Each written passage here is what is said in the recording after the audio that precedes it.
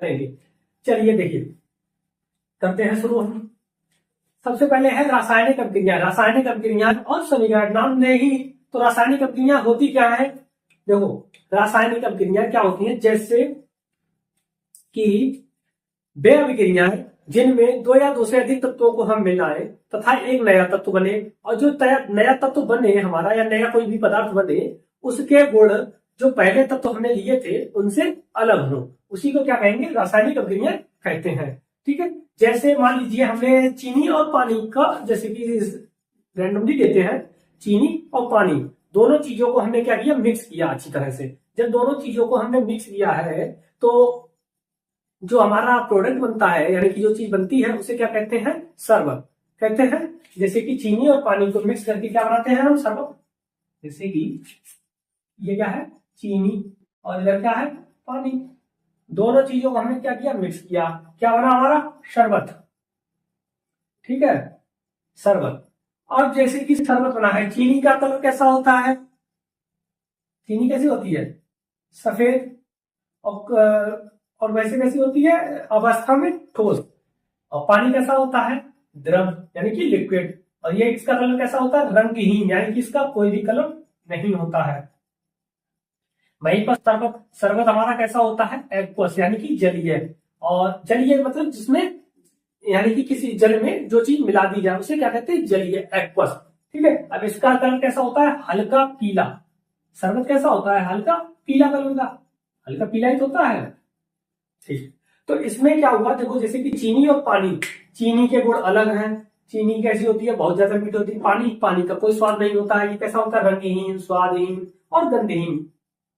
ठीक है, गंधहीन इसलिए, अगर आपके यहाँ पे बहुत दिनों का भरा रखा हो या बहुत दिनों का पानी हो तो उसमें गंध भी आ जाती है, कलर भी चेंज हो जाते हैं। वैसा नहीं, हमें फ्रेश पानी लेना है, ताजा।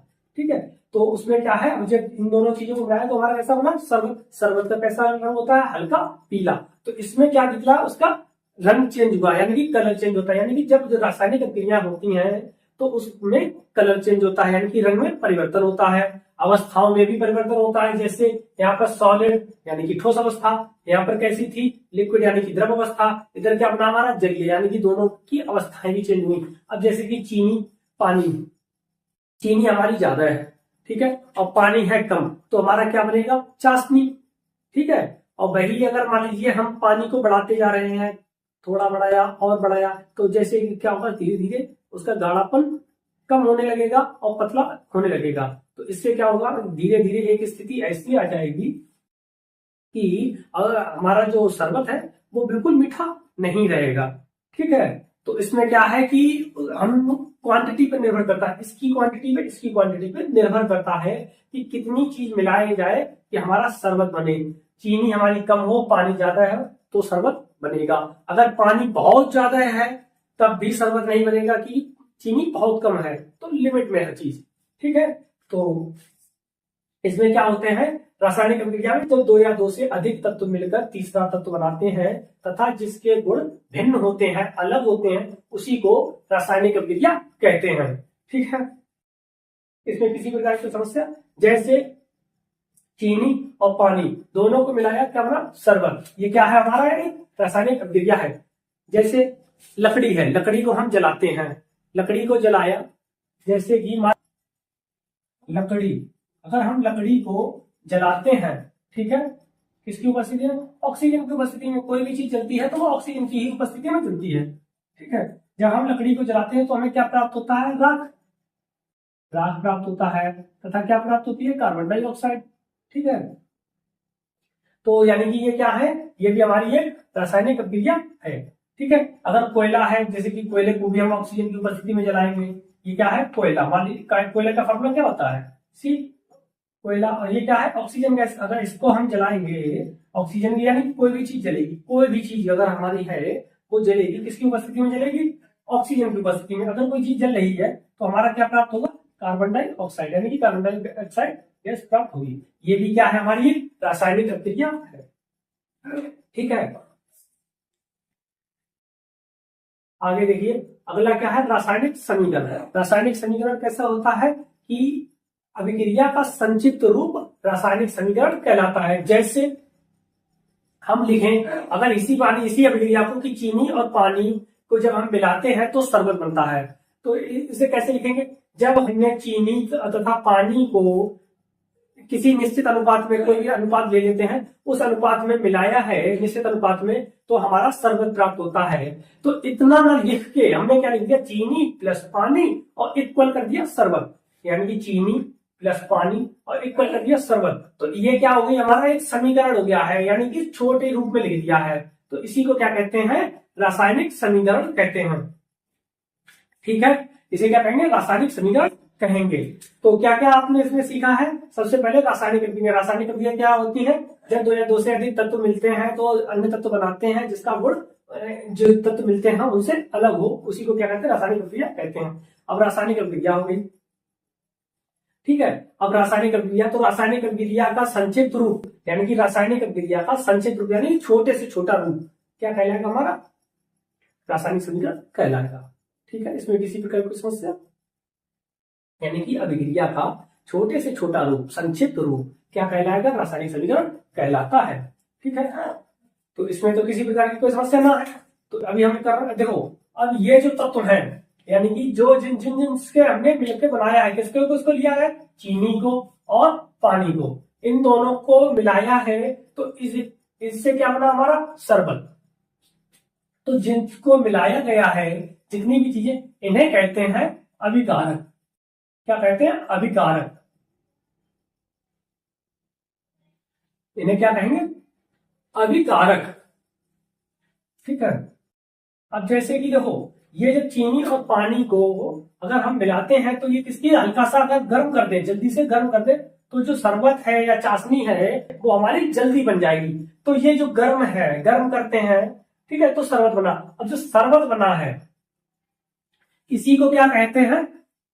उत्पाद, यानी कि इसे क्या कहेंगे? प्रोडक्ट। क्या कहेंगे इसे?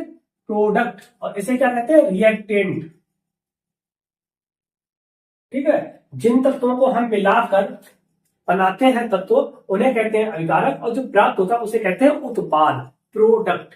ठीक है, इसमें किसी प्रकार की कोई समस्या? तो ये है आपके रासायनिक अभिक्रिया और समीकरण की। ठीक है, इसमें आपको दो चीजें समझ में आ गई। क्या क्या आया सबसे पहले समझ में? रासायनिक अभिक्रिया।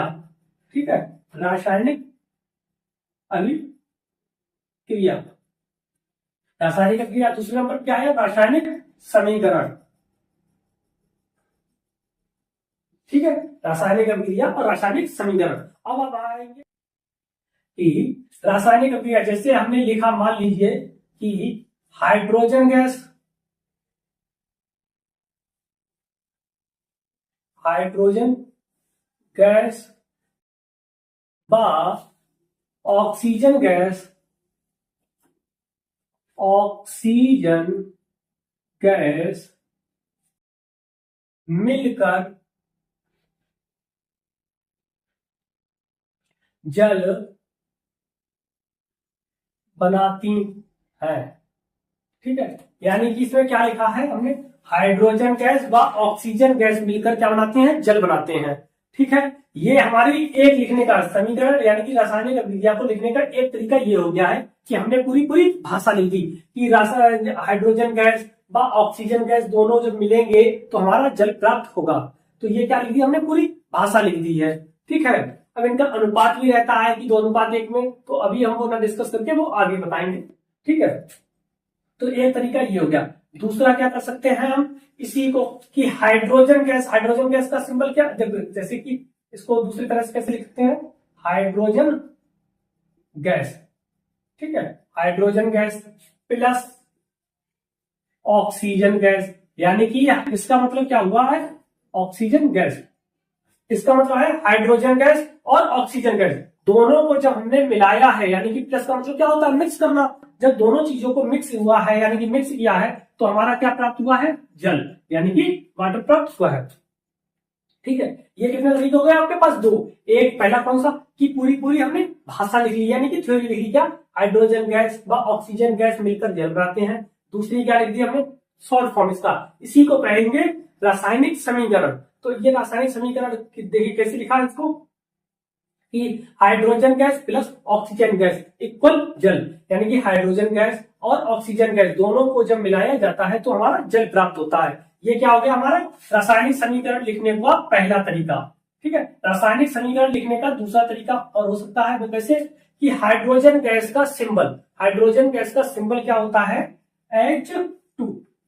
ठीक है, ये क्या है gas plus oxygen, oxygen gas का सिंबल क्या होता है O2, गैस है।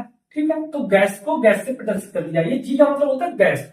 ठीक है, और इक्वल क्या बनेगा हमारा जल, जल का क्या होता है H2O, ये क्या है वाटर, वाटर कैसा होता है द्रव अवस्था में लिक्विड, तो इसलिए इसको L से प्रदर्शित कर रहे हैं। इसका नाम भी हमें चाहिए लिख देते हैं, इसका नाम क्या है हाइड्रोजन गैस, हाइड्रोजन गैस वैसे ऊपर लिखा है लेकिन फिर भी लिख दे रहे हैं।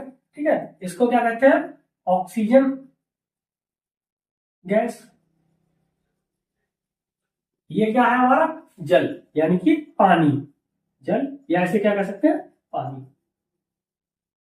ठीक है, तो ये जो है ये क्या है हमारा अब रासायनिक समीकरण लिखने का दूसरा तरीका। एक तरीका क्या है, इसके हमने सिर्फ नाम लिख दिए हैं। ठीक है, और दूसरा क्या किया हमने, दूसरा हमने इसके सिंबल लिख दिए हैं। ये दो तरह से हम लिख सकते हैं। ठीक है, तो देखो इसमें आपको दिखाई दे रहा होगा कि हाइड्रोजन गैस ये क्या है, हाइड्रोजन गैस का एक अणु है, ये ऑक्सीजन गैस का अणु है, इन्होंने क्या बनाया है एक हमारा जल बनाया है। अब अगर इसको हम ये कैसे देखो यहाँ पे गिनेंगे, सबसे पहले हाइड्रोजन गैस कितने हैं एक, ठीक है, और उसमें दो का गुणा है यानी कि कितना होगा दो। यहाँ पर भी ऑक्सीजन एक है उसमें दो का गुणा यानी कि दो, हाइड्रोजन दो है ऑक्सीजन दो है। इधर गिनेंगे, इधर क्या है हाइड्रोजन कितना है दो और ऑक्सीजन कितना है एक, यानी कि दोनों चीजें आपस में बराबर नहीं है। अगर दोनों चीजें यानी कि इधर हाइड्रोजन बराबर है लेकिन ऑक्सीजन बराबर नहीं, ऑक्सीजन इधर दो है इधर एक है। ठीक है, इधर ऑक्सीजन कितने हैं दो और इधर कितना है ऑक्सीजन एक। जब दोनों तो पक्षों में यानी कि इधर ये इन्हें क्या कहेंगे हम, इन्हें क्या कहते हैं अभिकारक, ऊपर लिखाया भी था इससे पहले, इन्हें क्या कहते हैं अभिकारक, इन्हें क्या कहते हैं अभिकारक, और इन्हें क्या कहेंगे उत्पाद। ठीक है, अब देखो इसमें ऑक्सीजन अलग है, यहाँ पे दो है यहाँ पर एक है। जब दोनों किसी भी समीकरण में अभिकारक के तत्वों की संख्या तथा अभिक्रिया उत्पाद के तत्वों की संख्या आपस में बराबर ना हो, यानी कि फिर से सुन लीजिए, जब किसी भी रासायनिक समीकरण में अभिकारकों की तत्वों की संख्या तथा उत्पादों के तत्वों की संख्या आपस में बराबर ना हो तो उसे कंकाली अभिक्रिया कहते हैं। कंकाली रासायनिक समीकरण अभिक्रिया, इसे क्या कहेंगे कंकाली, कंकाली या असंतुलित, क्या कहेंगे कंकाली या क्या कहेंगे असंतुलित, असंतुलित रासायनिक अभिक्रिया या रासायनिक समीकरण। ठीक है, जो चाहिए वो लिख देंगे। ये कैसी है असंतुलित या कंकाली, क्योंकि इसमें क्या है देखो हाइड्रोजन कितने हैं यहाँ पर दो, ऑक्सीजन कितने हैं दो, लेकिन इधर हाइड्रोजन तो दो है लेकिन ऑक्सीजन कितना है एक। ठीक है, तो इसके लिए क्या करेंगे हम, इसको असंतुलित है, असंतुलित है तो इसको हम संतुलित करेंगे यानी कि आपस में तत्वों की संख्या बराबर करेंगे। तो वो हम नेक्स्ट वीडियो में करेंगे, तो बाद में सीखेंगे। तो अभी तक के लिए खाली इतना समझ लीजिए कि समीकरण किस प्रकार के होते हैं। अगर यहीं पर इनके दोनों की तत्वों की संख्या बराबर हो जाए, यानी कि कैसे कर सकते हैं हम बराबर, ठीक है, अगर बराबर हो जाए, मान लीजिए ये बराबर कर दिया हमने, क्या इसमें दो का गुणा कर दिया तो ऑक्सीजन कितने हो गए दो, एक था एक में दो का गुणा किया कितना हो गया दो ऑक्सीजन, लेकिन हाइड्रोजन बढ़ गए, हाइड्रोजन कितने हो गए दो थे, दो में दो का गुणा कर दिया कितना चार, अब इधर कितने हमारे दो, अगर हम इधर भी दो का गुणा करते हैं तो हाइड्रोजन भी हमारे बराबर हो जाएंगे। तो हाइड्रोजन हमने क्या कर दिए बराबर कर दिए हैं। अब देखो यहाँ पर हाइड्रोजन हमारे चार ऑक्सीजन दो, इधर पे हाइड्रोजन चार ऑक्सीजन भी दो, आपस में बराबर है। जब ये दोनों चीजें यानी कि जब किसी भी अभिक्रिया में अभिकारक के तत्वों की संख्या तथा उत्पाद के तत्वों की संख्या आपस में बराबर हो तो इसे हम संतुलित रासायनिक समीकरण कहते हैं। ठीक है, तो क्या कहेंगे इसे? संतुलित रासायनिक समीकरण कहते हैं। ठीक है, तो संतुलित रासायनिक समीकरण अब ये हमने गुणा किए कैसे हैं संतुलित करना, ये हम आपको अगली वीडियो में बता देंगे। तब तक देख लीजिए इनका ये स्ट्रक्चर है। ठीक है, अब रासायनिक समीकरण यानी कि जो रासायनिक अभिक्रियाएं हैं वो कितने प्रकार की होती हैं ये हम सीखेंगे नेक्स्ट वीडियो में। यानी कि क्या सीखेंगे? रासायनिक अभिक्रियाओं के प्रकार, रासायनिक अभिक्रियाओं के प्रकार, वो हम सीखेंगे नेक्स्ट वीडियो में। तो अब हम नेक्स्ट वीडियो में क्या सीखेंगे? रासायनिक अभिक्रियाओं के प्रकार। तब तक के लिए हम क्या कर रहे हैं, आप लोगों के लिए इसको दोबारा से रिवाइज करा दे रहे हैं एक बार में पूरा। ठीक है, तो सबसे पहले रासायनिक अभिक्रिया क्या होती है? जब दो या दो से अधिक तत्व मिलते हैं तो नया पदार्थ बनाते हैं जिसके गुण कैसे हो? भिन्न हो तो वो क्या कहलाएंगे? हमारी रासायनिक अभिक्रिया कहलाती हैं। जैसे कि चीनी और पानी को मिलाया, चीनी और पानी को मिलाया हमने तो क्या बना? शरबत बना। शरबत का रंग कैसा होता है? पीला होता है। और ये कैसा होता है? जलीय होता है। जबकि जो चीनी है और हमारा पानी है, चीनी कैसी होती है? ठोस होती है और पानी कैसा होता है? हमारा द्रव होता है। जबकि हमें बाद में जो प्रोडक्ट प्राप्त हुआ यानी कि उत्पाद प्राप्त हुआ उसे क्या कहते हैं? उसका कलर कैसा होता है? जलीय यानी कि एक्वस। ठीक है, अब देखिए रासायनिक अभिक्रिया को लिखने के दो तरीके आपको तीन तरीके बता दिए हैं। एक तो पूरी भाषा के साथ और दूसरा क्या उनके, जैसे कि हाइड्रोजन गैस प्लस लगा दिया, ऑक्सीजन गैस और इक्वल जल कर दिया है। दूसरा क्या होगा? इनके सिंबल्स के रूप में। ठीक है, सिंबॉलिक फॉर्म में। और दूसरे एक क्या? वर्ड्स फॉर्म में। इस तरह से लिख दिया है। अगर इसी में अभिकारक, इसे क्या कहते हैं? जो तत्व मिलते हैं, इन तत्व जो मिलते हैं इसे क्या कहते हैं? हम इसे कहते हैं अभिकारक। ठीक है, और जो प्राप्त होता है उसे क्या कहते हैं? उत्पाद। ठीक है, जो प्राप्त हुआ है उसे क्या कहेंगे? उत्पाद। अब अगर यही अभिकारक की संख्या और उत्पाद की संख्या आपस में बराबर है तो इसे कहेंगे रासायनिक यानी कि संतुलित रासायनिक समीकरण। तो कैसा होगा? संतुलित यानी कि बैलेंस होगा, दोनों तरफ बैलेंस। जैसे कि तराजू होता है, तराजू में दोनों तरफ पड़ने होते हैं, ठीक है, वो कैसे होते हैं? इक्वल होते हैं यानी कि बराबर हो। तो इसे क्या कहेंगे? बैलेंस में है यानी कि संतुलित है। अगर एक तरफ कम ज्यादा हो गया यानी कि एक तरफ ज्यादा हो गया या दूसरी तरफ कम हो गया तो इसे क्या कहेंगे? असंतुलित है यानी कि बराबर नहीं है, बैलेंस भी नहीं है। तो ठीक है, अगर दोनों तरफ बराबर है तो उसे क्या कहेंगे? संतुलित रासायनिक समीकरण। और अगर दोनों तरफ यानी कि तत्व जो है वो बराबर नहीं हो तो उसे क्या कहेंगे? असंतुलित रासायनिक समीकरण या कंकाली रासायनिक समीकरण कहते हैं। ठीक है, यानी कि जो तत्व मिलते हैं उसे अभिकारक और उत्पाद ये कहते हैं। इसमें आप लोगों ने हमने आपको देखो क्या क्या बता दिया है? रासायनिक अभिक्रिया बता दी है, रासायनिक समीकरण और रासायनिक। जैसे चीनी और पानी को हमने जब मिलाया था तो चाशनी भी बनती है, शरबत भी बनता है, और कभी कभी क्या होता है कि कुछ भी नहीं बनता यानी कि कोई भी स्वाद नहीं होता है। पानी हमने बहुत ज्यादा डाल दिया, चीनी हमने थोड़ी डाली तो कोई स्वाद ना होगा। तो यानी कि किस हिसाब से मिलाए, जैसे इनका रेशियो क्या क्या रहेगा कि चीनी बन जाए, ठीक है, यानी कि चीनी से हमारा शरबत बन जाए, चाशनी बन जाए और कोई भी स्वाद ना रहे, यानी कि तो उनमें सबका एक अनुपात होता है कि कितनी चीनी डालें। जैसे कि हमारे पास 1 लीटर पानी है, 1 लीटर में हमने थोड़ी सी चीनी, मान लीजिए इतनी चीनी डाल दी तो वो मीठी होगी? पानी मीठा होगा? नहीं होगा। तो यानी कि हमने चीनी बहुत कम डाली है तो उसका एक अनुपात है, यानी कि हमने मान लिया कि थोड़ा डाला तो उससे कोई मीठी नहीं। भाई हमने एक लप यानी कि एक उंगली ली और उसमें डाल दी और अच्छी तरह से मिक्स कर दिया तो वो क्या होगी? उसमें घुल जाएगी तो हमारा जो पानी है वो कैसा हो जाएगा? मीठा हो जाएगा। ठीक है, अगर मीठा हो जाएगा तो वो क्या होगा? हमारा एक शरबत जैसा होगा, उसकी शेप अलग है, यानी कि उसमें क्या होता है? पहले कम मीठा था, फिर ये थोड़ा उससे ज्यादा मीठा होगा।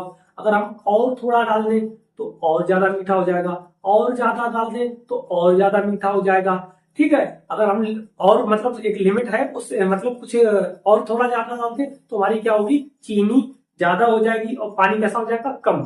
ठीक है, चीनी कैसी हो जाएगी? हमारा ज्यादा हो जाएगी और पानी कैसा हो जाएगा? कम। तो ये क्या बनाएगा? हमारा एक चाशनी बन जाएगी जेली टाइप में। ठीक है, अब हम चीनी को और ज्यादा बढ़ा दें तो धीरे धीरे हम चीनी जब बढ़ाते जा रहे हैं, जब हम चीनी को बढ़ा रहे हैं तो हमारा जो चीनी में यानी कि पानी में जो चीनी घुलने की जो क्षमता है वो धीरे धीरे क्या हो जाएगी? कम हो जाएगी। फिर धीरे धीरे जब हमने और चीनी बढ़ा दी तो हमारा जो चीनी है वो पानी में नहीं घुलेगी। ठीक है, तो वैसी चीनी रखी रहेगी। ठीक है, हर चीज की एक लिमिट है। तो हम किस हिसाब से मिलाएं, कितनी मिलाएं कि ये घुल जाए, तो वही बताते हैं हमारे रासायनिक समीकरण। यानी कि रासायनिक समीकरण हमें यही बताएंगे, उसको जब संतुलित करेंगे, जब उसमें हम मल्टीप्लाई करेंगे 2 का, 3 का, 4 का, जो भी होगा, ठीक है, तो उससे ये पता चलेगा कि कौन सा तत्व कितनी मात्रा में ले, उसके कितने मोल ले, जिससे कि हमें उत्पाद कितना मिले और कितना मतलब मोल उत्पाद हमें प्राप्त हो। ठीक है, जैसे कि कल वाली वीडियो में हमने बताया भी था आपको, पिछली वाली वीडियो में, कि हाइड्रोजन और ऑक्सीजन, कौन कौन सा, हाइड्रोजन गैस और ऑक्सीजन गैस दोनों मिलकर क्या बनाते थे, जल। ठीक है, हाइड्रोजन के 2 मोल और जल के भी 2 मोल प्राप्त होते थे, ये कल हमने आपको बताया था। लेकिन ये दो आए कैसे, ठीक है, आए हैं तो इनका यूज क्या है, ये क्यों लगाए गए हैं। तो सबसे पहले हम आपको बताते हैं कि ये यूज, यानी कि ये आए कैसे हैं, यूज किए गए हैं तो क्यों किए गए हैं। ठीक है, अब जैसे यहाँ पर हाइड्रोजन कितने हैं, 2, उसमें 2 का गुणा करते कितने हो गए, 4। इधर भी हाइड्रोजन कितने हैं, 2 दूनी 4। ऑक्सीजन कितने हैं, 2, और उसके बाद ऑक्सीजन इधर भी कितने हैं, 1 है, 1 में 2 का गुणा कर दिया तो 2, आपस में बराबर है। तो ये तो हमारी कहलाएगी रासायनिक यानी कि संतुलित अभिक्रिया।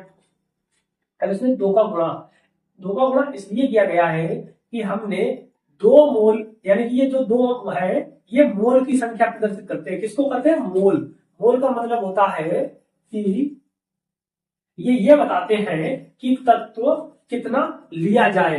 ठीक है, अभी हम आपको वैसे तो मोल की डेफिनेशन बताएं या मोल के बारे में बताएं तो अभी आपके समझ में नहीं आएगा, ये आपको 11th में पढ़ने को मिलेगा। तो अभी खाली ये समझ लीजिए कि ये मान लीजिए कि ये बताता है कि कौन सी चीज कितनी मिलाई जाए। जैसे कि इसमें कितने का गुणा हो रहा है, 2 का, और इसमें कितने का गुणा हो रहा है, ऑक्सीजन में कितने का भी गुणा हो रहा है, दिखाई दे रहा है, नहीं। तो इसका मतलब है जिसमें किसी का गुणा ना हो उसका मतलब कितने का होता है, 1 का। तो इसमें कितने का गुणा हो रहा है, 1 का। कितने का हो रहा है, 1 का। यानी कि ये आपने जब हाइड्रोजन हमने 2 मोल लिए, यानी कि हाइड्रोजन को हमने 2, अगर मान लीजिए रैंडमली हमने आपको समझाने के लिए बता दे रहे हैं, अगर हमने हाइड्रोजन को 2 किलोग्राम, कितना, 2 किलोग्राम लिया है, और ऑक्सीजन को हमने 1 किलोग्राम लिया है, तो इसका अनुपात क्या होगा हमारा, 2:1। यानी कि हाइड्रोजन गैस हम 2 किलोग्राम ले और ऑक्सीजन गैस हम 1 किलोग्राम ले, तब हमारा जल प्राप्त हो रहा है। ठीक है, क्या प्राप्त हो रहा था, जल। वो भी कितने मोल प्राप्त हो रहे थे इसके, हमें जल के 2 मोल प्राप्त हो रहे थे। तो इसका मतलब है कि हम जब वो हाइड्रोजन गैस के 2 मोल, ऑक्सीजन गैस का 1 मोल लेते हैं, तब हमें जल के 2 मोल प्राप्त होते हैं। यानी कि कितना प्राप्त होगा, 2 किलोग्राम जल प्राप्त होगा। ठीक है, समझ में आया, फिर से सुन लीजिए। ये जो 2 का मल्टीप्लाई है, इधर जो 2 का मल्टीप्लाई है, इससे ये पता चलता है कि हमारा तत्व कितना लिया जाए। यानी कि अभिकारक, ये अभिकारक तत्व कहलाते हैं। यानी कि जैसे कि हाइड्रोजन हमने 2 किलोग्राम ली, ऑक्सीजन हमने 1 किलोग्राम ली, तो हमारा जो जल है वो 2 किलोग्राम बनेगा। ठीक है, अब जैसे कि आपको जोड़ने का, अब मैथमेटिशियन वाले मत बनना, मैथमेटिशियन, कि इसमें 2 मोल है, 2 किलोग्राम, इसका 1 किलोग्राम, दोनों का जुड़ेगा 3 किलोग्राम हो जाएगा। नहीं, ये रासायनिक अभिक्रिया है। तो रासायनिक अभिक्रिया में जैसे कि इसका 2 किलोग्राम, इसका 1 किलोग्राम, मिलकर कितना बना, 2 किलोग्राम। तो इस तरह से ये अभिक्रिया बताती है कि हमें कितना चीज मिलाने पर, यानी कि किस अनुपात में मिलाने पर, कितना मिलाने पर हमें उत्पाद कितना प्राप्त होगा। ठीक है, यानी कि हम इन्हें फिर से बता रहे हैं, एक बार दोबारा सुन लीजिए कि ये बताते हैं कि अभिकारक के कितने मोल मिले कि हमें उत्पाद के कितने मोल प्राप्त हों, कि हमें उत्पाद के कितने मोल प्राप्त हों। ठीक है, ये क्या बताते हैं हमें, ये जो रासायनिक अभिक्रिया को जब संतुलित करते हैं तो इसमें जितने का मल्टीप्लाई होता है यही हमें बताते हैं। ठीक है, जैसे एक और बता रहे हैं हम आपको, तो देखिए, जैसे यहां पर ले लीजिए हमने नाइट्रोजन गैस, ठीक है, गैस है तो इसको जी से प्रदर्शित कर दिया है कि अगर हमने नाइट्रोजन गैस और हाइड्रोजन गैस दोनों की अगर हमने रिएक्शन कराई, यानी कि क्रिया कराई, तो हमें क्या प्राप्त होता है, आपको पता है, 9th में भी पढ़ा है, जब नाइट्रोजन और हाइड्रोजन गैसों का मिश्रण यानी कि दोनों को मिक्स होता है, यानी कि दोनों जब ज्वाइंट होती है, यानी कि दोनों जब अभिक्रिया करती है तो हमारा अमोनिया प्राप्त होता है। क्या प्राप्त होता है? अमोनिया। ठीक है, ये भी क्या है? अमोनिया गैस है। ठीक है, यानी कि जब नाइट्रोजन गैस और हाइड्रोजन गैस दोनों अभिक्रिया करती हैं तो हमें क्या प्राप्त होता है? सॉरी, हाइड्रोजन गैस प्राप्त, जब नाइट्रोजन गैस और हाइड्रोजन गैस अभिक्रिया करती है तो हमें अमोनिया प्राप्त होता है। ये भी क्या है? हमारी एक रासायनिक समीकरण है। ठीक है, वो भी कैसा है? रासायनिक समीकरण सिंबॉलिक फॉर्म में। देखिए, जब हम नाइट्रोजन और हाइड्रोजन गैस को मिक्स करते हैं, यानी कि दोनों को हम अभिक्रिया करते हैं, यानी कि दोनों को जब मिलाते हैं तो हमारा क्या बनता है? अमोनिया गैस प्राप्त होती है।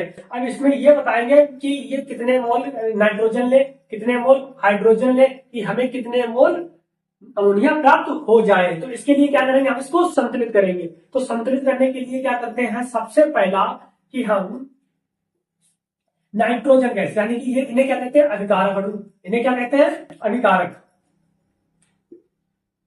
ठीक है, इन्हें क्या कहते हैं? अभिकारक। इन्हें क्या कहते हैं? उत्पाद। ठीक है, तो अभिकारक के पहले तत्वों की संख्या हमको लेफ्ट हैंड साइड पे ले लें, यानी कि इस साइड। तो देखिए कौन से है? नाइट्रोजन है और क्या है? हाइड्रोजन है। ठीक है, अब हम देखो रासायनिक अभिक्रिया को संतुलित करना सिखा रहे हैं, सीख लेना यहाँ पर। ठीक है, अच्छी तरह से, और कंफ्यूजन नहीं होनी चाहिए। हम इस तरह के कई सवाल आपको कराएंगे। तो देखिए कई रिएक्शन होंगी। तो सबसे पहले क्या है? नाइट्रोजन है तो नाइट्रोजन लिख लिया, इधर हाइड्रोजन है तो हाइड्रोजन लिख लिया। ठीक है, इधर भी हमारा नाइट्रोजन के सामने, जस्ट नाइट्रोजन के सामने नाइट्रोजन, और हाइड्रोजन के जस्ट सामने हाइड्रोजन लिख लिया है। ठीक है, आगे देखिए कि नाइट्रोजन के इधर कितने मोल है? 2। नाइट्रोजन कितने हैं? नाइट्रोजन कितने हैं? 2। और हाइड्रोजन कितने हैं? इधर भी 2। इधर नाइट्रोजन कितना है? 1। इधर हाइड्रोजन कितने हैं? 3। 3 एकम 3। ठीक है, कितने? 3। और हमें इनको क्या करना है? नाइट्रोजन के तत्व नाइट्रोजन के बराबर, हाइड्रोजन हाइड्रोजन के बराबर, ये हमें करने हैं। अब जब इनको हम करेंगे तो सबसे पहले क्या करेंगे कि नाइट्रोजन 1 है, सॉरी इधर 2 है, इधर कितना? 1। अगर हम 1 में 2 का गुणा कर दें, यानी कि इधर हम 1 है, इसमें 2 का गुणा कर रहे हैं, ऊपर 2 का गुणा कर रहे हैं, तो नाइट्रोजन कितने हो गया? 1 से तुरंत हो गया 2, यानी कि 1 था, 1 दूनी 2, तो कितने हो गया? 2, यानी कि अब 1 नहीं था, अब कितना हो गया? 2। ठीक है, इसी तरह से जब हमने इसमें गुणा किया है तो हाइड्रोजन उसी से जुड़ा हुआ है, हाइड्रोजन में अपने आप मल्टीप्लाई हो गया। तो हाइड्रोजन के कितने थे? 3, और 3 में तुरंत हो गया 2 का मल्टीप्लाई, तो कितना हो गया? ये तुरंत 6। ठीक है, 3 दूनी 6। अब इधर हाइड्रोजन हो गए 6, इधर हाइड्रोजन है हमारे पास है 2, 2 है तो 2 को हमें करना है 6। तो 2 में कितने का उल्टा गुणा करें? हम कर सकते हैं ऐसे, गुणा जोड़ सकते नहीं, तो हम क्या करेंगे? गुणा। कितने का गुणा करते हैं? 3 का। 3 का गुणा करते हैं, यानी कि 2 3 6, तो 3 का गुणा कर दिया, हमारे कितने हुए? 6। तो देख लीजिए नाइट्रोजन 2, इधर भी नाइट्रोजन 2। अब ये जो 1 है 3 है ये नहीं रहेगा, 2 नहीं रहेगा, कितना हो गया? 6। तो नाइट्रोजन कितने हैं? इधर 2, इधर कितने हैं? नाइट्रोजन 2। ऑक्सीजन, अब सॉरी हाइड्रोजन कितने हैं? 6। हाइड्रोजन कितने हैं? 6। यानी कि दोनों तरफ तत्वों की संख्या आपस में बराबर है। जब दोनों तरफ तत्वों की संख्या बराबर हो गई तो इसी को कहेंगे हम संतुलित रासायनिक समीकरण कहेंगे। ठीक है, फिर से सुन लीजिए कि सबसे पहले जो तत्वों को हमने बराबर किया है, बराबर करने के लिए कैसे करते हैं बराबर? सबसे पहले नाइट्रोजन और हाइड्रोजन को एक साइड लिख लिया, नाइट्रोजन के सामने नाइट्रोजन, हाइड्रोजन के सामने हाइड्रोजन को लिखा। इनमें दोनों तरफ के जो तत्व थे उनको हमने लिख लिया। इधर 2 थे नाइट्रोजन, और इधर नाइट्रोजन हमारा 1 है, इधर हाइड्रोजन हमारे 2 है, इधर हाइड्रोजन हमारे 3 है। तो इनको सबसे पहले नाइट्रोजन को पहले बराबर करने के लिए उधर 2 का गुणा कर दिया, 2 का गुणा किया, 1 से 2 हो गया, तो ये 3 से 6 हो गया। हाइड्रोजन हाइड्रोजन 6 हो गया, हमारे पास थे 2, तो इधर भी हमने क्या किया? 3 का गुणा कर दिया, ये भी क्या होगा? 6। तो इस तरह से बराबर हो गई। अब बराबर हो गई तो ये तो क्या हो गई? हमारी संतुलित समीकरण। ठीक है, इसमें किसी प्रकार की समस्या? ठीक, ये तो हो गई हमारी संतुलित। अब इसको हम कैसे देखो, अब हमने क्या किया है कि अगर हम ये बताएं कि ये संतुलित की कितने मोल लिया गया है, तो इसमें कितने का कोई मल्टीप्लाई हो रहा है? नहीं, तो इसका मतलब कितना है? 1, यानी कि जिसका कोई नहीं उसका मालिक 1, सबका मालिक 1। ठीक है, इनके पास कोई गुणा नहीं था तो इनके पास भी 1 का गुणा है। तो इसका मतलब है नाइट्रोजन का कितना लिया हमने? 1 मोल लिया है। अब हाइड्रोजन, हाइड्रोजन में कितने का है 3 का, तो यानी कि हाइड्रोजन हमने 3 लिया, यानी कि इसका रेशियो अगर निकालेंगे तो 1 अनुपात कितना है 3, क्या है 1 अनुपात 3। ठीक है, 1 अनुपात 3 जब हमने रेशियो लिया है तो हमें क्या प्राप्त हुआ है, क्या प्राप्त हुआ है 2 मोल प्राप्त हुए हैं, किसके, अमोनिया के। अमोनिया के कितने मोल प्राप्त हुए, 2 मोल। ठीक है, इसमें किसी प्रकार कोई समस्या, यानी कि सीधी सी बात है, दूसरी भाषा में क्या कह सकते हैं समझाने के लिए। ठीक है, वैसे ऐसा नहीं होता है कि अगर हमने इसका यानी कि नाइट्रोजन गैस का 1 मोल लिया है, क्या 1 मोल, और प्लस, और इसका कितना लिया गया है हमने, हाइड्रोजन का 3 मोल, हाइड्रोजन का 3 मोल। ठीक है, तो हमें क्या प्राप्त हो रहा है, 2 मोल अमोनिया प्राप्त हो रही है। ये क्या हो गया हमारा संतुलित रासायनिक, यानी कि इससे हमें ये पता चलता है कौन सी चीज कितनी मिलाई है। ठीक है, तो ये हो गया हमारा संतुलित रासायनिक समीकरण, इसको लिख लीजिए। इसके बाद एक दो और बता रहे हैं। सबसे पहले बैलेंस करने के लिए क्या करेंगे, सबसे पहले हमने अभी बताया भी था कि अभिकारक के तत्वों की संख्या लिखेंगे। इधर मैग्नीशियम था तो मैग्नीशियम लिख लिया, इधर ऑक्सीजन है तो ऑक्सीजन लिख लिया। ठीक है, इधर भी हमारा मैग्नीशियम तो मैग्नीशियम के सामने मैग्नीशियम, ऑक्सीजन के सामने ऑक्सीजन। ठीक है, मैग्नीशियम कितना है 1 है, ऑक्सीजन कितने हैं 2। इधर मैग्नीशियम कितना है हमारा 1 है, ऑक्सीजन कितने हैं 1। ठीक है ना, ऑक्सीजन कितना है 1। तो अब हमारे बराबर करने हैं, तो सबसे पहले देखो मैग्नीशियम दोनों साइड बराबर है, तो हम किसको करेंगे ऑक्सीजन को बराबर। ऑक्सीजन इधर 2 है तो इधर कितना 1, यानी कि अगर हम इधर भी 2 का गुणा कर दें, 2 का गुणा कर दें तो मैग्नीशियम ऑक्सीजन कितने हो जाएंगे हमारे 2। ठीक है, 2 का गुणा किया तो ऑक्सीजन कितने हो गए 1 से 2 तुरंत हो गए। अब ऑक्सीजन हुए हैं तो ये तो मल्टी, ऑक्सीजन तो हमारे कितने हो गए 2, लेकिन इसमें एमजी है, एमजी का मल्टीप्लाई है तो एमजी भी क्या हो जाएगा डबल। तो देखिए कैसे होगा डबल एमजी, कि एमजी में 1 था, 1 में 2 का गुणा कर दिया तो ये भी कितना हो गया हमारे 1 से 2 हो गए हैं। तो 1 से 2 हो गए तो 1 से 2 इनको हम कर देंगे। ठीक है, 1 से 2 कर दिए हैं। अब यहाँ पर जब 2 हुए हैं देखो ऑक्सीजन, ऑक्सीजन दोनों बराबर 2 तो बराबर, लेकिन जो मैग्नीशियम है वो हमारा बराबर नहीं है। मैग्नीशियम का इधर 1 है, इधर हमारे हैं 2, 2 तत्व है तो आपस में बराबर नहीं है। तो क्या करेंगे कि इधर भी हम 2 का मल्टीप्लाई कर दें तो ये आपस में बराबर हो गए। तो आपस में बराबर हो गए हैं तो यही क्या हो गई हमारी रासायनिक संतुलित रासायनिक समीकरण, यानी कि संतुलित हो गई, बैलेंस हो गया है। ठीक है, तो ये एक था। अब दूसरा देखते हैं। ठीक है, ठीक है, दूसरा और ये तीसरा, इससे पहले करा चुके हैं। ठीक, तो देखिए इसमें भी क्या करेंगे, Fe फेरस यानी कि आयरन, हाइड्रोजन है तो हाइड्रोजन और ऑक्सीजन है तो ऑक्सीजन, फेरस के सामने फेरस यानी कि आयरन के सामने आयरन, ऑक्सीजन हाइड्रोजन के सामने हाइड्रोजन और ऑक्सीजन के सामने ऑक्सीजन, इनको लिख लिया। ठीक है, तो देखो लिखते हैं आयरन कितना 1। ठीक है, हाइड्रोजन कितने हैं 2, ऑक्सीजन कितना है 1। इसमें देखो आयरन कितने हैं 3, आयरन कितने हैं 3, हाइड्रोजन कितने हैं 2, ऑक्सीजन कितने हैं देखो ये 4।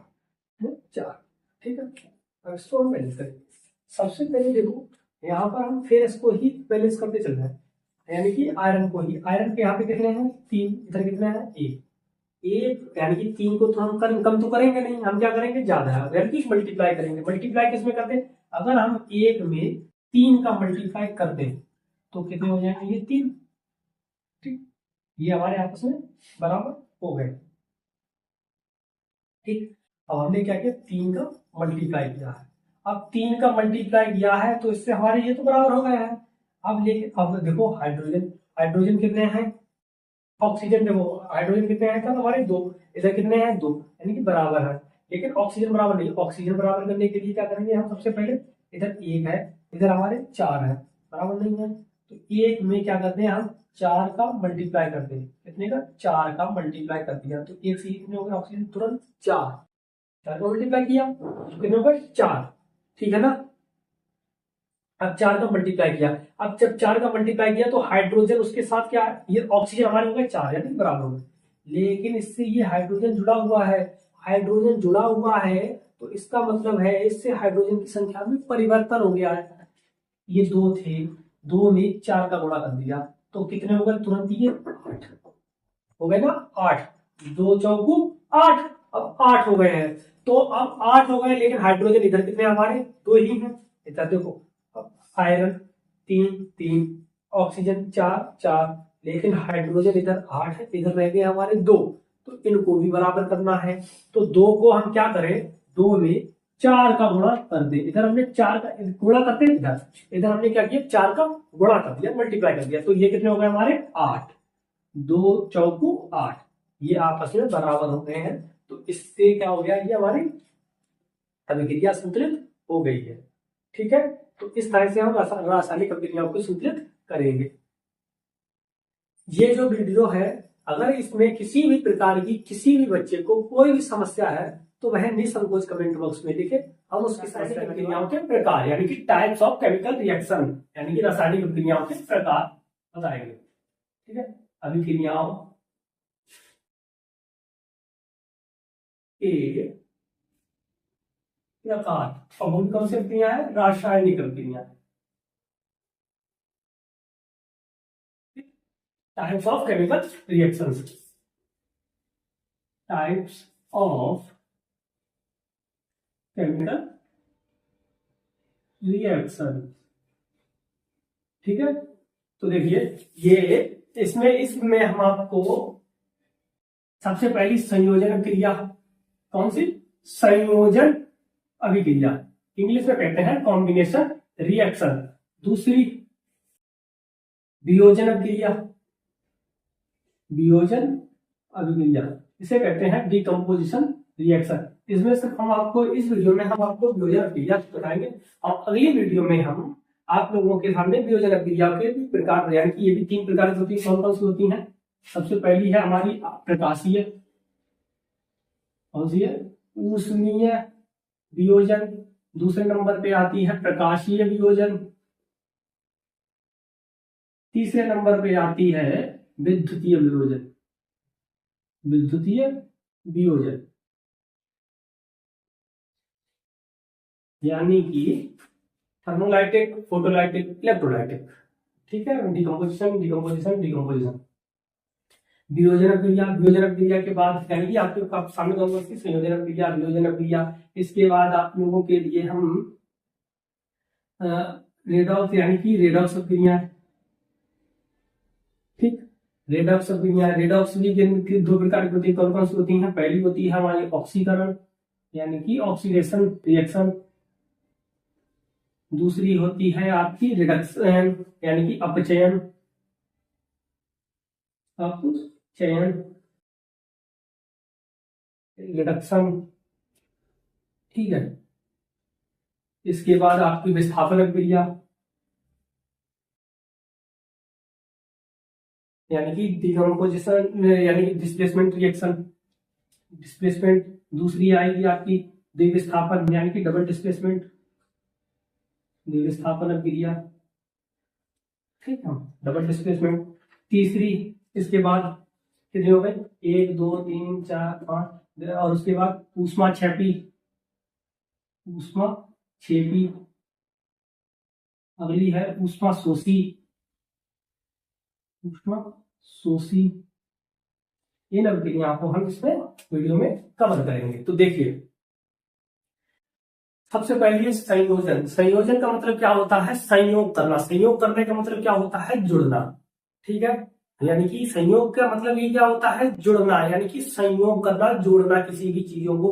तो इसमें क्या करते हैं, वह अभिक्रिया जिसमें 2 या 2 से अधिक पदार्थ जुड़कर एक नया तत्व बनाते हैं, एक नया पदार्थ बनाते हैं, उसे संयोजन अभिक्रिया कहते हैं। तो सबसे पहले देखिए संयोजन अभिक्रिया। संयोजन अभिक्रिया क्या होगी, इसकी रिएक्शन देखिए, वे अभिक्रिया जिनके 2 या 2 से अधिक यानी कि तत्वों को जोड़कर एक तत्व बनाया जाता है, उसे क्या कहते हैं, संयोजन अभिक्रिया कहते हैं।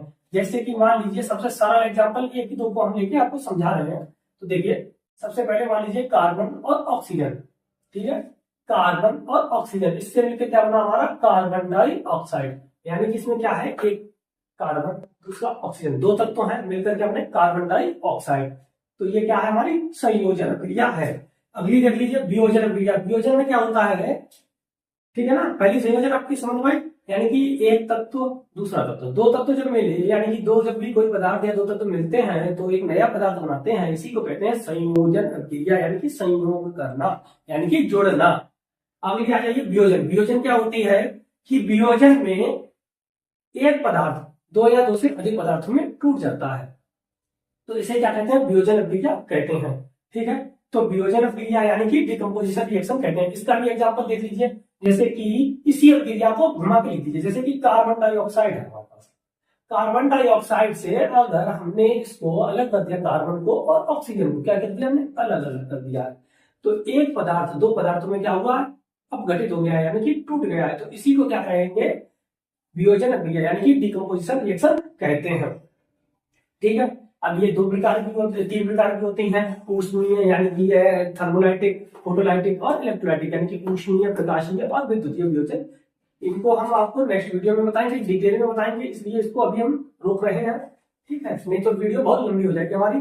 अगली देख लीजिए रेडॉक्स प्रक्रिया। रेडॉक्स प्रक्रिया क्या होती है कि वे प्रक्रिया जिसमें ऑक्सीजन तथा यानी कि ऑक्सीजन जुड़ती है एक से और दूसरे में क्या होती है, मिलती है, यानी कि एक से ऑक्सीजन निकलेगी और दूसरे में क्या हो जाएगी, मिक्स हो जाएगी, उसी को कहते हैं रेडॉक्स प्रक्रिया। ठीक है, या देखो इसको समझाने से पहले या हम कर दे रहे हैं आपके, हम चलो इसी को लिख लो पहले, जैसे कि CuO, इसमें ये क्या है, copper oxide, CuO copper oxide. इसकी क्रिया अगर हमने हाइड्रोजन के साथ कर दी, कैसे साथ कर दी, हाइड्रोजन के साथ, तो हमारा क्या होना, Cu यानी कि Cu निकल गया अलग और इसके साथ H2O ये जल निकल गया।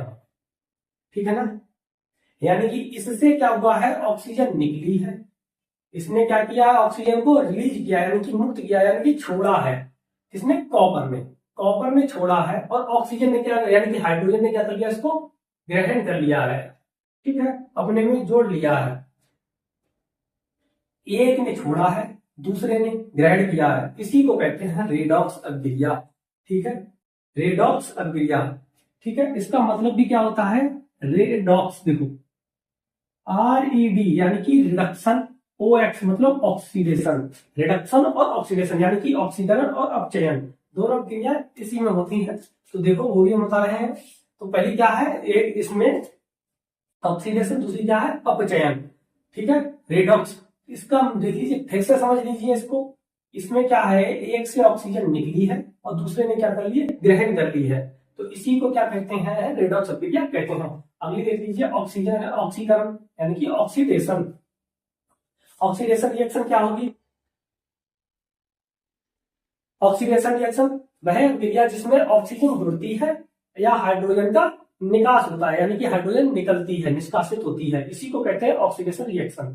ठीक है, यानी कि ऑक्सीजन क्या होगी, इसमें जुड़ेगी, जैसे कि हमारा ये था कार्बन, कार्बन में क्या हुआ, ऑक्सीजन जुड़ी है, कार्बन में ऑक्सीजन क्या होगी, जुड़ी है, तो इसी को देखो कार्बन के साथ या ऑक्सीजन के साथ की क्या होना, हमारा कार्बन डाइऑक्साइड, यानी कि कार्बन में ऑक्सीजन जुड़ गई है, कार्बन की ऑक्सीजन के साथ की जाती, तो ये क्या होगा, कार्बन डाइऑक्साइड, यानी कि कार्बन में ऑक्सीजन जुड़ गया है, तो इसकी भी हम रिएक्शन लिख सकते हैं, क्या लिखेंगे, यही लिख लेंगे, C+O2 इक्वल टू CO2, यानी कि इसमें क्या हुआ है, ऑक्सीजन का योग हुआ है, ऑक्सीजन क्या हुआ, जुड़ी है, ऑक्सीजन का योग हुआ है।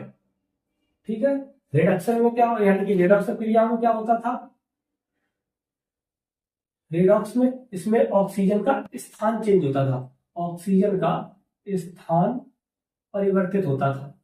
ठीक है, क्या होता था, परिवर्तित। वियोजन क्रिया में क्या होता था, पदार्थ टूटते थे, पदार्थ क्या होते थे, टूटते थे, पदार्थ टूटते हैं। संयोजन क्या होते हैं, पदार्थ जुड़ते हैं, संयोजन का मतलब ये होता है पदार्थ जुड़ना। ठीक है, ठीक है ना, यहाँ तक तो किसी प्रकार की कोई समस्या नहीं होगी।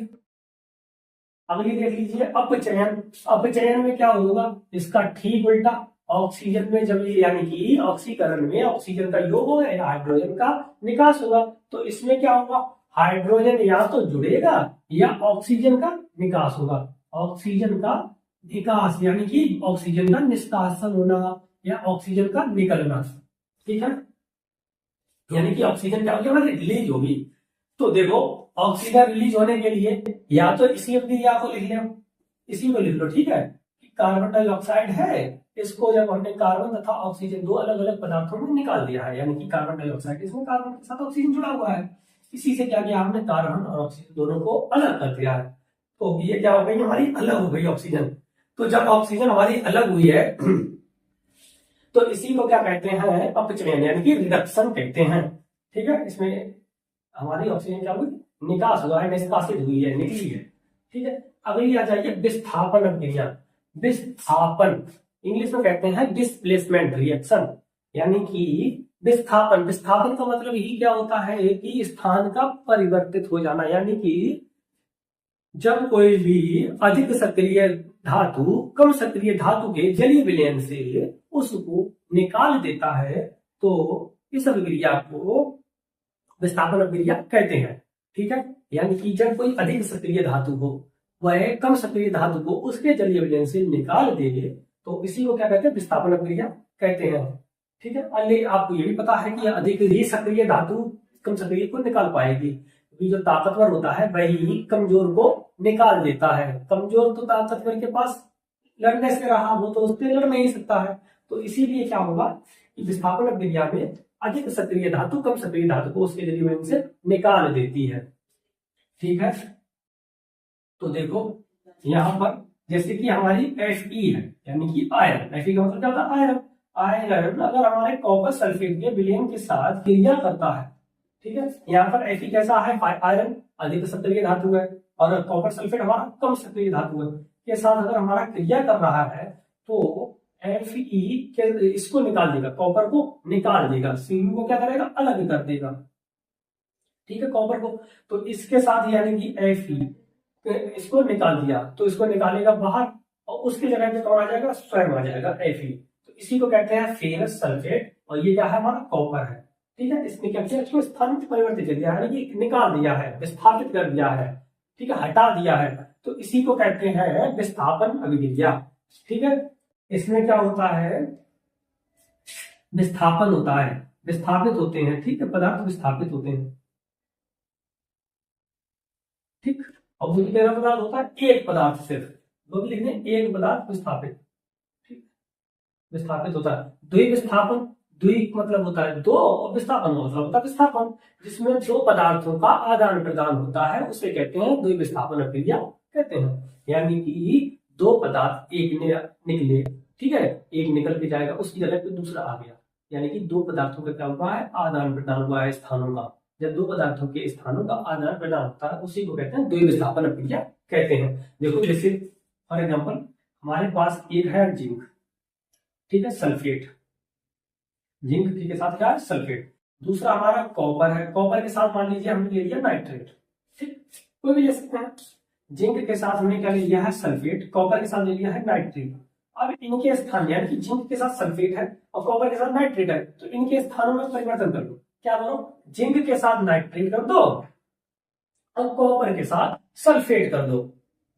स्थान में क्या कर दिया हमने परिवर्तन कर दिया है, जिंक के साथ हमने कर दिया है नाइट्रेट और कॉपर के साथ कर दिया है सल्फेट। तो इसी को कहेंगे द्वि विस्थापन अभिक्रिया, यानी कि ये क्या है दो पदार्थों का आदान प्रदान, दो पदार्थों का आदान प्रदान, ठीक। किसी प्रकार की समस्या देखिए, ठीक है ना। अगली देख लीजिए ऊष्माक्षेपी। ऊष्माक्षेपी क्या होती है, जिसमें ऊष्मा निकले, ठीक है, यानी कि इसको कहते हैं एक्सोथर्मिक ऊष्माक्षेपी। इसमें क्या होती है ऑक्सीजन निकलती है। तो कोई भी अभिक्रिया लिख लो उसके लास्ट में यानी कि ऑक्सीजन उत्पाद की तरफ लिख दो, यानी कि उधर क्या लिख दो ऊष्मा, तो वही क्या हो जाएगी हमारी ऊष्माक्षेपी अभिक्रिया हो जाएगी, ठीक है। जैसे अगर हमने यही मान लीजिए लकड़ी है, लकड़ी को जलाया, ठीक, लकड़ी ले लीजिए या कोयला ले लीजिए, कोयले को जब हम ऑक्सीजन की उपस्थिति में जलाया है तो हमारी क्या बनी कार्बन डाइऑक्साइड। जब कार्बन डाइऑक्साइड बनेगी तो साथ में इसके साथ में क्या ऊर्जा भी निकलेगी, क्या निकलेगी ऊर्जा, यानी कि ऊष्मा यानी कि एनर्जी, ठीक है, ये भी क्या होगी ऊर्जा निकलेगी। इसी को कहते हैं ऊष्माक्षेपी रिएक्शन, ठीक है। अब आ जाइए ऊष्मा छेपी। ऊष्मा छेपी में क्या होगा, ऊष्मा शोषी यानी कि एंडोथर्मिक। एंडोथर्मिक का मतलब होता है कि ऊष्मा का अवशोषित करना, यानी कि ऊष्मा को एब्जॉर्ब करना, यानी कि सोख लेना।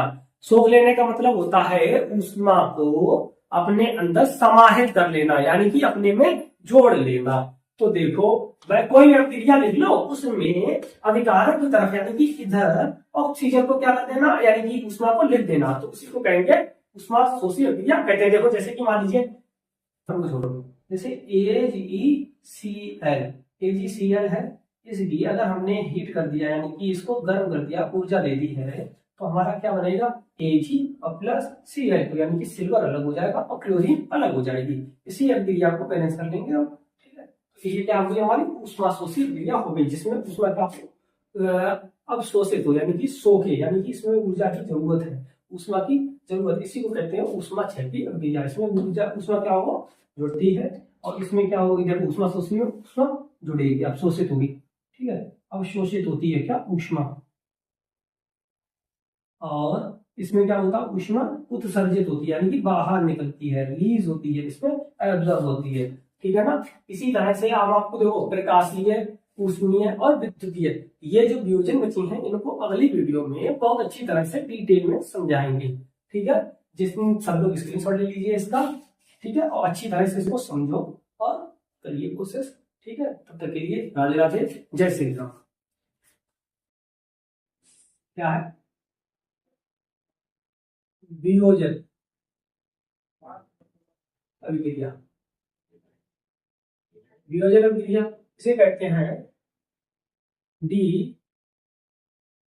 Composition reaction. Decomposition reaction, decomposition reaction का मतलब क्या होता है कि यानी कि वियोजन क्रिया, जब कोई भी एक पदार्थ दो या दो से अधिक पदार्थों में टूटता है तो उसे क्या कहते हैं वियोजन क्रिया कहते हैं। When A compound split into two and more than two substances is called decomposition reaction। यानी कि जब कोई भी एक पदार्थ दो या दो से अधिक पदार्थों में टूटता है तो इसी को क्या कहते हैं डिकम्पोजिशन रिएक्शन कहते हैं। ठीक है, ये हम आपको बता भी चुके हैं, जैसे कि पिछली वीडियो में हम बताया था कार्बन डाइऑक्साइड का अगर हम इसे गर्म करते हैं तो क्या होता है कार्बन तथा ऑक्सीजन।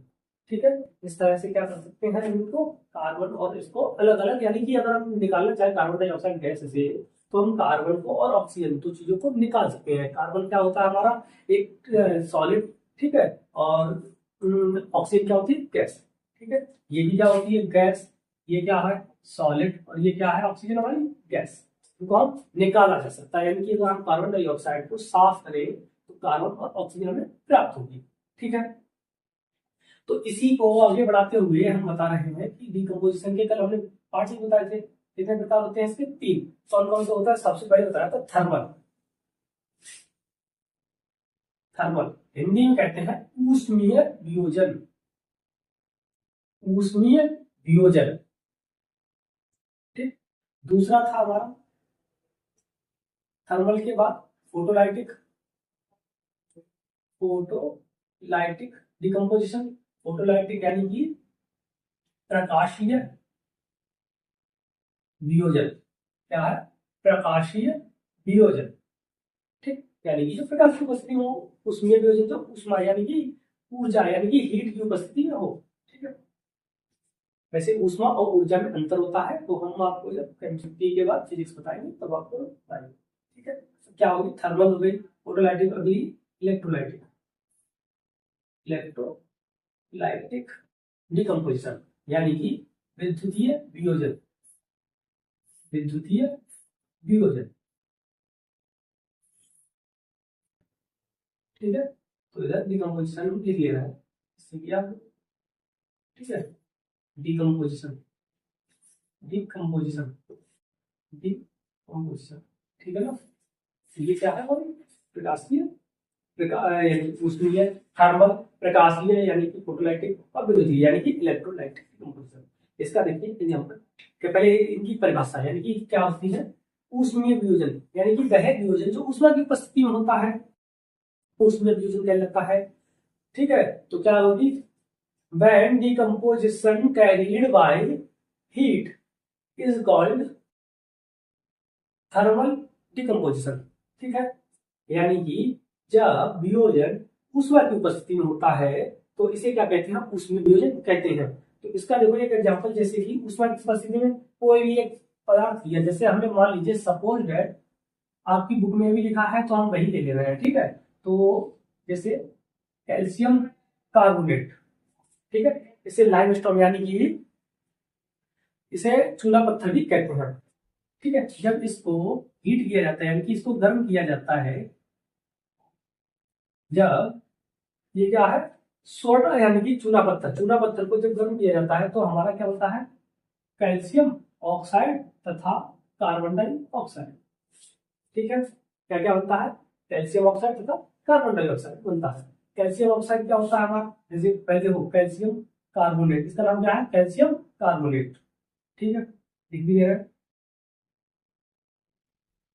Calcium carbonate. ठीक है, कैल्शियम कार्बोनेट।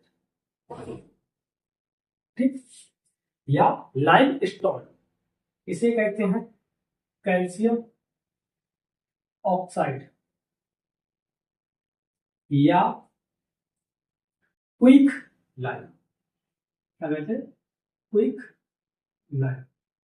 और ये क्या है, कार्बन डाइऑक्साइड। ठीक है, यानी कि जब हम कैल्शियम कार्बोनेट को गर्म करते हैं तो हमारा कैल्शियम ऑक्साइड, ठीक है, कैल्शियम ऑक्साइड, कैल्शियम ऑक्साइड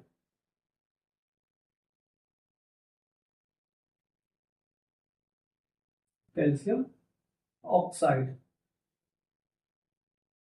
तथा कार्बन डाइऑक्साइड बनती है।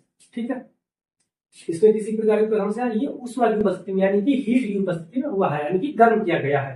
अगली आ जाइए प्रकाश की। प्रकाश की नाम से ही, यानी कि प्रकाश, प्रकाश किसका होता है, सूर्य का।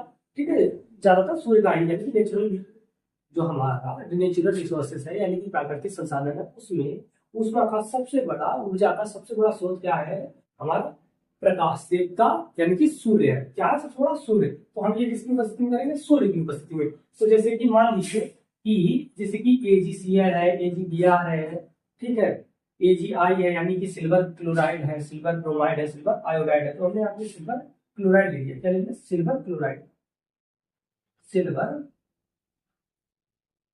क्लोराइड। ठीक है, क्या है हमारा, सिल्वर क्लोराइड। तो अगर हम सूर्य के प्रकाश में, किसमें, सूर्य के प्रकाश यानी कि सनलाइट, सूर्य का प्रकाश, इसका मतलब क्या होता है, सनलाइट। अगर हम इसको सनलाइट में गर्म करते हैं तो हमारा क्या होता है, एज यानी कि सिल्वर अलग निकलेगा और क्लोरीन गैस अलग निकलती है। तो क्या होता है, सिल्वर अलग निकलेगा यानी कि चांदी अलग निकल जाएगी और क्लोरीन गैस हमारी अलग निकलेगी। ठीक है, इसी को कहते हैं प्रकाशीय वियोजन यानी कि फोटोलाइटिक डिकम्पोजिशन। ठीक है ना, अगली देख लीजिए, विद्युतीय, यानी कि इसका नाम से ही पता चल रहा है, यानी कि विद्युत की उपस्थिति में हो। जैसे कि इसका भी एक एग्जांपल आपकी बुक में दिया गया, सरल है तो वही लिख लेना है। जैसे कि H2O, यानी कि ये क्या होता है, जल का डिकम्पोजिशन किया जाता है, वो भी किसकी उपस्थिति में, इलेक्ट्रिसिटी की उपस्थिति यानी कि विद्युत की उपस्थिति में, इलेक्ट्रिसिटी। ठीक है, विद्युत की उपस्थिति में यानी कि किसकी, बिजली की उपस्थिति में, विद्युत। ठीक है, विद्युत की उपस्थिति में जब इसका डिकम्पोजिशन किया जाता है यानी कि इसका विघटन किया जाता है, वियोजन किया जाता है, तो हाइड्रोजन गैस और ऑक्सीजन गैस बनती है। अब इसको बैलेंस करना, बैलेंस, ठीक है, बैलेंस कर लिया। तो देखो क्या हुआ है, जो बिजली की यानी कि विद्युत की उपस्थिति में यानी कि इलेक्ट्रिसिटी की उपस्थिति में हुई है डिकम्पोजिशन, उसे कहते हैं विद्युतीय वियोजन यानी कि इलेक्ट्रोलाइटिक डिकम्पोजिशन। जो सूर्य के प्रकाश में, ठीक है, सनलाइट में हुआ है, उसे कहते हैं प्रकाशीय वियोजन यानी कि फोटोलाइटिक डिकम्पोजिशन।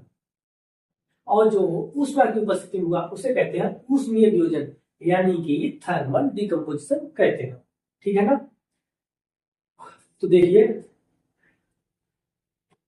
व्हेन डिकम्पोजिशन, अब देखो इंग्लिश में देखते हैं, when decomposition carries by therm heat is called thermal decomposition. ठीक है, तो उसकी रिएक्शन ये रहेगी। अगली देखिए, when decomposition carries by sunlight, ठीक है, उस इज कॉल्ड फोटोलाइटिक डिकम्पोजिशन, उसकी रिएक्शन ये रहेगी।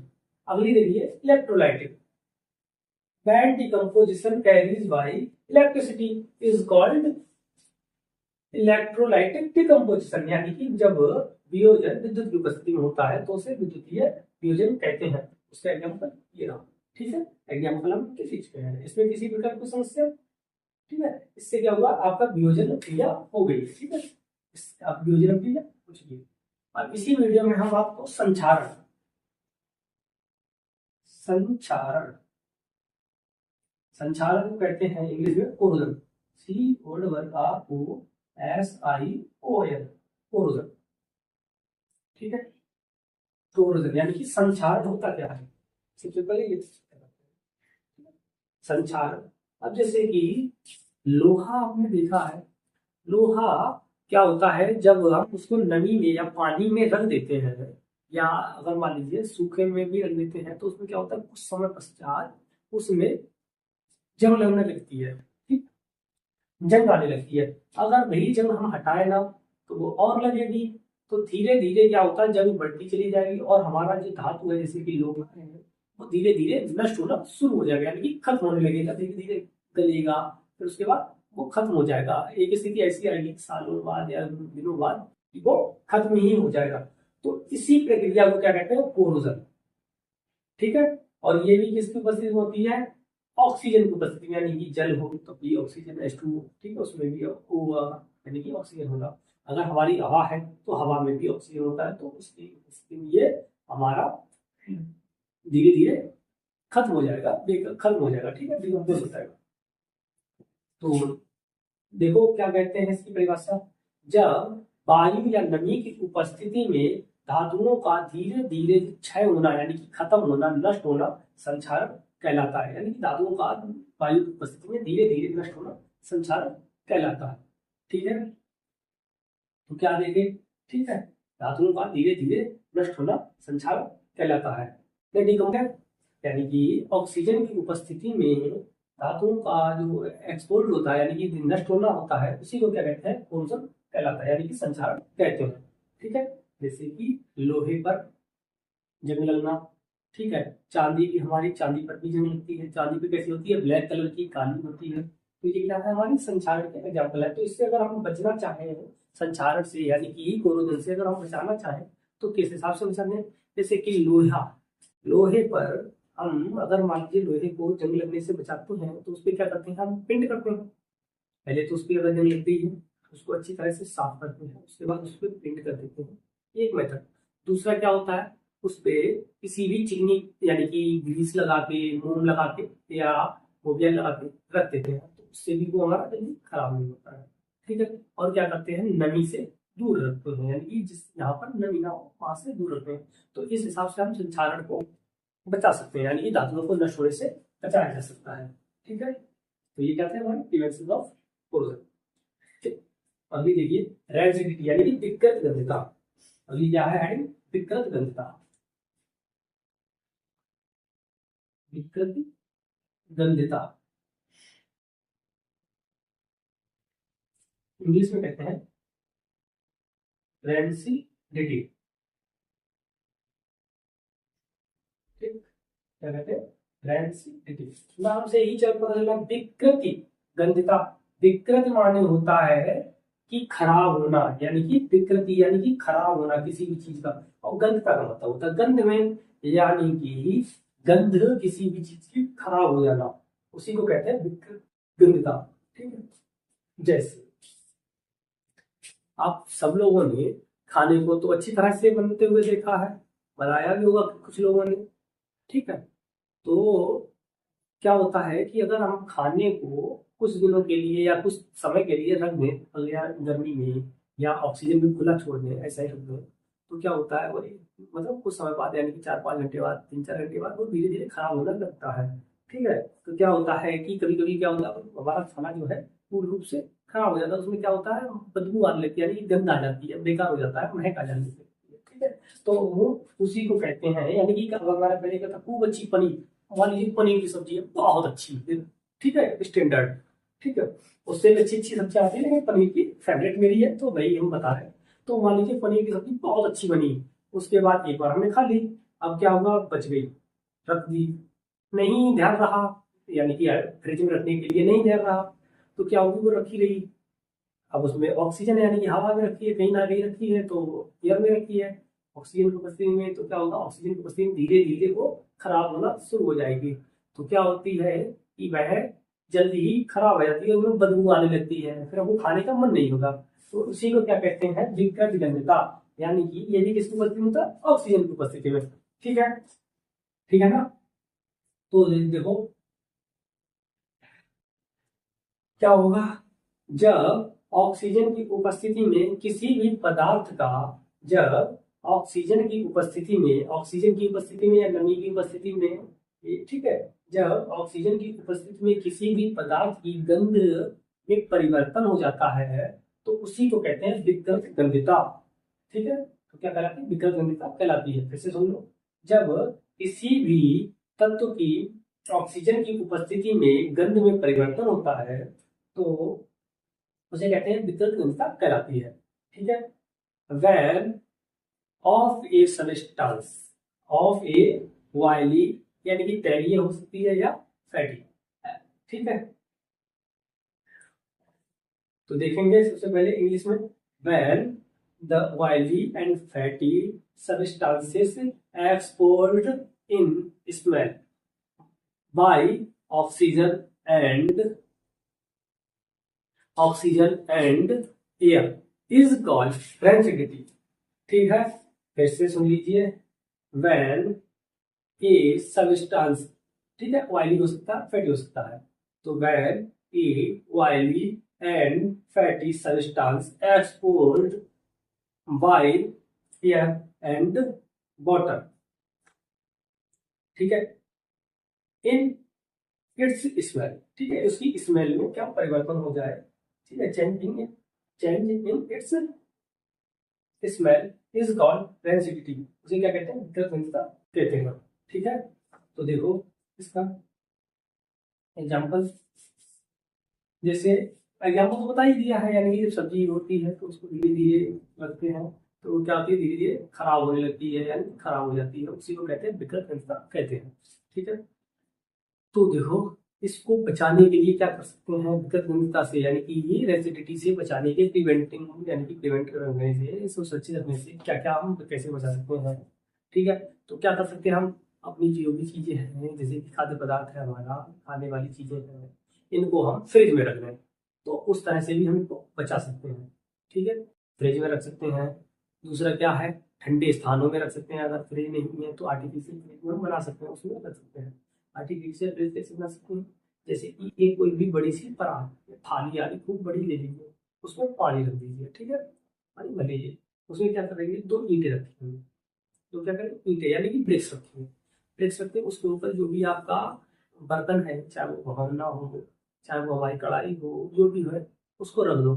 ठीक है, और उसके ऊपर अच्छी तरह से एक रूमाल या कपड़ा इस हिसाब से रखो कि परात में आ जाए, यानी कि थाली में आपकी आ जाए, आपको थाली में आएगा, थाली में थोड़ा सा पानी डालो, तो क्या होगा, ये आपके लिए एक फ्रिज बन जाएगी, क्योंकि हम ज्यादातर मतलब यूज नहीं करते हैं, लेकिन हाँ ये मतलब कुछ ऐसी फ्रिज बन जाएगी, यानी कि थोड़ा टेम्परेचर उसका ठंडा रहेगा, जिससे कि हमारी जो भी चीज होगी, खाने वाली चीज खराब नहीं होगी, तो इस तरह से भी हम इनको बचा सकते हैं। ठीक है, तो हम अपनी खाने वाली चीजों को आगे समय तक बचा सकते हैं। ठीक है, एक से दो बार खाने के लिए, लेकिन वैसे जो ज्यादातर नॉर्मली उतना ही खाना बनाया जाना चाहिए जितना कि हम लोगों को आवश्यकता हो, ज्यादा बनाने से कोई फायदा नहीं। ठीक है, तो इसीलिए क्या है कि अपना उतना ही बनाओ, रेसिपी से सबसे अच्छी, यानी कि विकृत से बचाने का सबसे अच्छा एग्जाम्पल है, यही चीज रखो जिनकी हमें जरूरत हो। ठीक है, फिर भी क्या होता है, कुछ चीजों में परिवर्तन आ जाता है, इस वजह में जरूरी ना खाने वाली चीजें हो, कोई और भी होती है जिनमें परिवर्तन आ जाते हैं, इनकी गंध में परिवर्तन आ जाता है। ठीक है, तो देख लो इसमें किसी भी प्रकार की कोई समस्या। तो ये है आपका पूरा चैप्टर हो चुका है।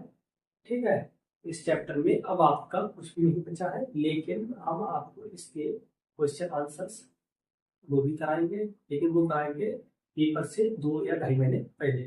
ठीक है, तब तक के लिए राधे राधे, जय श्री राम। इस चैप्टर को अच्छी तरह से सभी लोग रिवाइज कीजिए और कोशिश कीजिए और अपनी बुक से और पढ़ने की कोशिश कीजिए। ठीक है, वैसे तो हमने लगभग सभी आपको बता चुके हैं, इसमें ऐसा कोई भी नहीं बचा है चीज तो आपको समझाई ना गई हो, लेकिन थोड़ी अच्छी तरह से ध्यान दीजिए। ठीक है, राधे राधे, जय श्री राम।